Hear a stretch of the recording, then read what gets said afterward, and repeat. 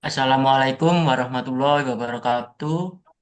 Di sini kami kelompok 8 kelas R dengan mata kuliah penambangan data mempresentasikan yaitu proyek analisis data pendidikan untuk prediksi prestasi mahasiswa menggunakan data mining. Saya Ahmad Ardiansyah dengan NBI 146230002. Kemudian rekan saya. Muhammad Abdul Wahid dengan NPI 14623000006. Saya Teddy Andoko dengan NBI 14623001117. Jonathan Bagus Putra dengan NPI 14622000122.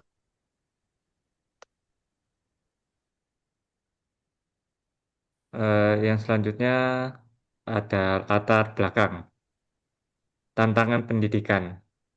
Perguruan tinggi sebenarnya menyimpan data akademik mahasiswa yang sangat kaya, seperti nilai, kehadiran, kebiasaan belajar, dan juga latar belakang. Tetapi selama ini lebih banyak dipakai sebagai arsip administratif saja. Data ini seharusnya bisa dimanfaatkan untuk menganalisis dan memprediksi prestasi mahasiswa, karena prestasi rendah dapat menyebabkan keterlambatan lulus, kualitas lulusan menurun, bahkan risiko putus studi meningkat. Teknik data mining kemudian dipilih sebagai pendekatan untuk menggali pola tersembunyi dari data tersebut, misalnya melalui klasifikasi, regresi, asosiasi, clustering, dan deteksi anomali yang bisa membantu memetakan prestasi dan perilaku akademik mahasiswa. Selanjutnya ada permasalahan utama. Yang pertama ada pemanfaatan data. Data akademik belum dimanfaatkan optimal untuk analisis dan prediksi prestasi secara sistematis. Yang kedua ada identifikasi dini, yaitu kesulitan mengidentifikasi mahasiswa berpotensi prestasi rendah atau penurunan kinerja akademik. Selanjutnya ada pola hubungan. Belum ada pemanfaatan teknik data mining untuk mengungkap pola hubungan faktor akademik. Selanjutnya ada pengelompokan. Proses pengelompokan mahasiswa masih manual atau belum terstruktur. Yang terakhir ada deteksi anomali. Sulit mendeteksi kondisi akademik mahasiswa yang bersifat tidak wajar. Selanjutnya ada asumsi, kebutuhan, dan limitasi. Penelitian ini mengasumsikan bahwa data yang digunakan akurat, lengkap, dan cukup mewakili populasi mahasiswa. Dari sisi kebutuhan, penelitian ini memerlukan dataset yang berisi data akademik dan juga kuesioner, perangkat lunak, pemrograman, dan juga pustaka data mining. Sementara itu, ruang lingkup dibatasi pada satu dataset tertentu, satu domain atau pendidikan, serta beberapa metode data mining utama agar analisis tetap fokus dan tidak melebar ke luar tujuan penelitian.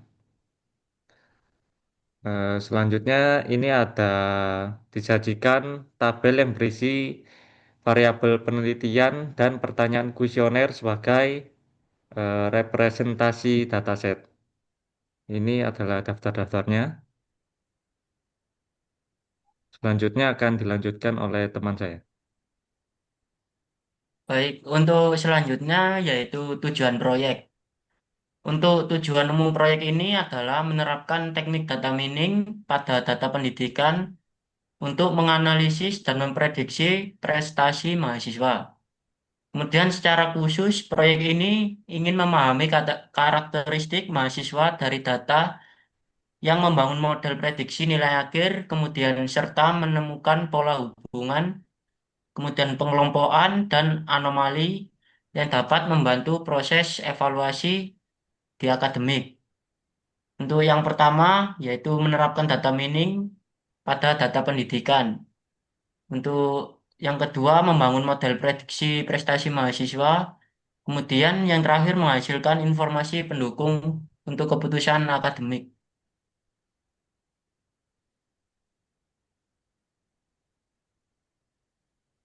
Selanjutnya ada data understanding. Dataset yang dipakai adalah student performance dataset dari UG Machine Learning Repository dalam bentuk file student math. Dataset ini merupakan data sekunder yang diperoleh dari gabungan catatan akademik sekolah dan kuesioner siswa. Di dalamnya terdapat sekitar 395 data siswa dengan 33 atribut yang mencakup informasi demografis, kemudian kebiasaan belajar, perilaku, serta nilai akademik. Variabel target yang ingin diprediksi adalah G3, yaitu nilai akhir. Sementara atribut lain berupa gabungan numerik dan kategorikal.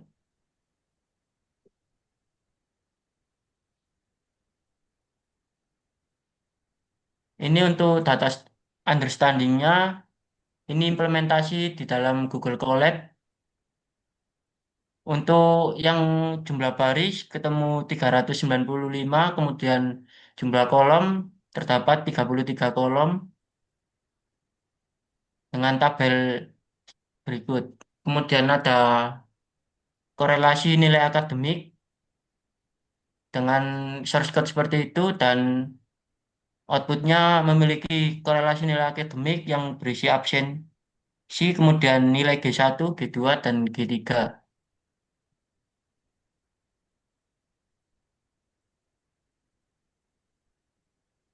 Baik, selanjutnya dilanjutkan oleh rekan saya. Baik, selanjutnya untuk tahap-tahap yang tadi yaitu pada tahap data understanding dilakukan eksplorasi awal terhadap dataset student math untuk mengetahui struktur data. Jadi tadi kan ada tipe data, atribut, dan distribusi nilai akhir mahasiswa. Jadi untuk hasil analisisnya adalah korelasi antara G1, G2, dan G3 itu sangat tinggi, di mana semakin berwarna gelap atau berwarna panas itu semakin berkorelasi tinggi, karena itu yang G1 ke G3 masih warna warm, kok warm, warna biru gitu atau cool. Lanjut. Lalu pada tahap kita masuk ke data reprocessing atau pemrosesan awal. Pada tahap reprocessing, seluruh atribut kategorikal seperti jenis kelamin, jenis alamat, pekerjaan orang tua, dan lain-lain itu diubah menjadi numerik atau label encoder untuk mempermudah klasifikasi, dan bisa menjadi fitur X dan target Y sesuai kebutuhan masing-masing. Langkah langkah berikutnya adalah normalisasi fitur menggunakan standar. Lalu ada yang pertama encoding kategori dengan angka. Yang kedua misalkan fitur dan target.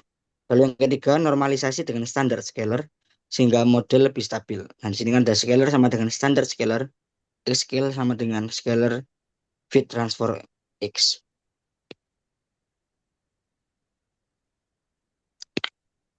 Lalu klasifikasi, pada tahap klasifikasi nilai akhir mahasiswa dikategorikan menjadi 3 kelas, yaitu rendah, sedang, dan tinggi. Dan bisa kita lihat bahwa rendah itu 0,85%, sedang 0,78, dan tinggi 1.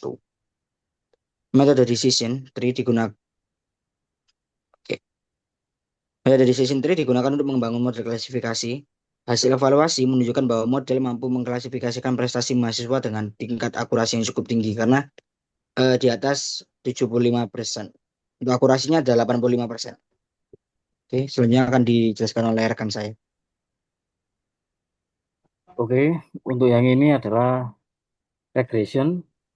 Pada tahap regresi digunakan metode regresi linear untuk memprediksi nilai akhir mahasiswa berdasarkan atribut akademik dan kuesioner.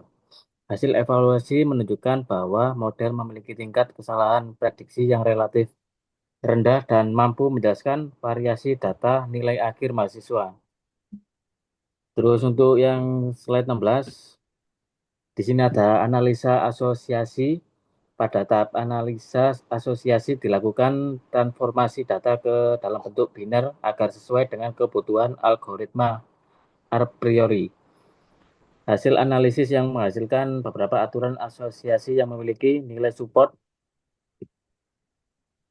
dan confident yang memenuhi ambang batas, sehingga menunjukkan adanya hubungan antara kebiasaan belajar, dukungan akademik, dan motivasi melanjutkan pendidikan. Terus di slide 17 ada analisis asosiasi mahasiswa 100% memiliki waktu belajar yang tinggi. Terus untuk 96,7%-nya memiliki dukungan keluarga yang dapat memotivasi mahasiswa tersebut. Terus untuk yang 62,4 motivasi tingginya mendapatkan motivasi dari dukungan keluarga, mungkin dari teman juga. Terus yang slide ke-18 pada tahap clustering digunakan metode Keynes untuk mengelompokkan mahasiswa berdasarkan kemiripan karakteristik akademik. Hasil analisis menunjukkan terbentuknya 3 klaster dengan rata-rata nilai akhir yang berbeda, sehingga menggambarkan perbedaan tingkat prestasi mahasiswa. Di sini juga ada visualisasi klaster mahasiswanya. Terus yang slide ke-19, hasil clustering mahasiswa menjadi 3 kelompok prestasi. Klaster yang 0 rata-rata G3 7,82, yaitu prestasi yang rendah. Klaster yang pertama rata-rata G3 10,24, prestasi sedang.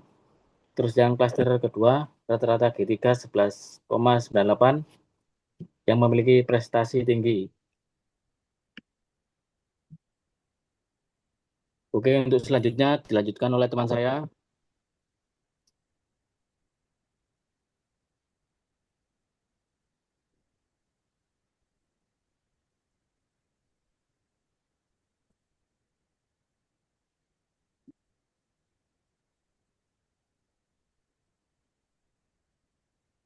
Oke, untuk deteksi anomali, pada tahap deteksi anomali digunakan metode isolation forest untuk mengidentifikasi mahasiswa yang memiliki pola akademik yang menyimpang. Hasil analisis ini menunjukkan bahwa sebagian kecil data terdeteksi sebagai anomali yang dapat menjadi bahan evaluasi lebih lanjut dalam proses akademik.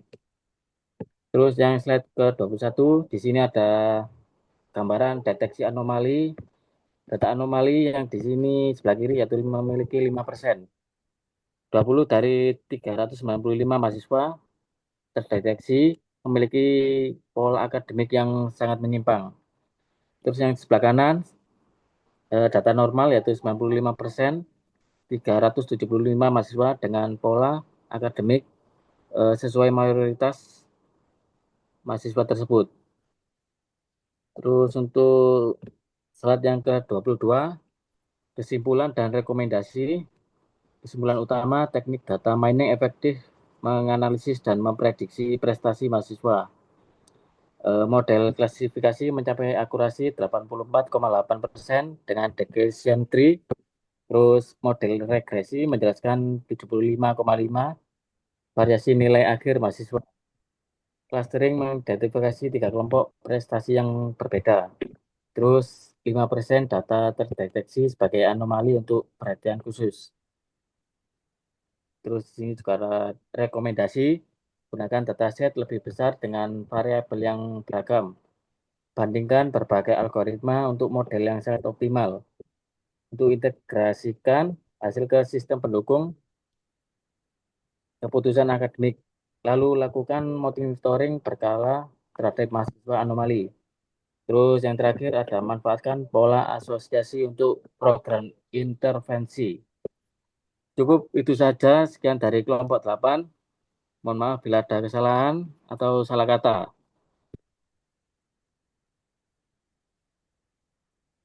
Wassalamualaikum warahmatullahi wabarakatuh.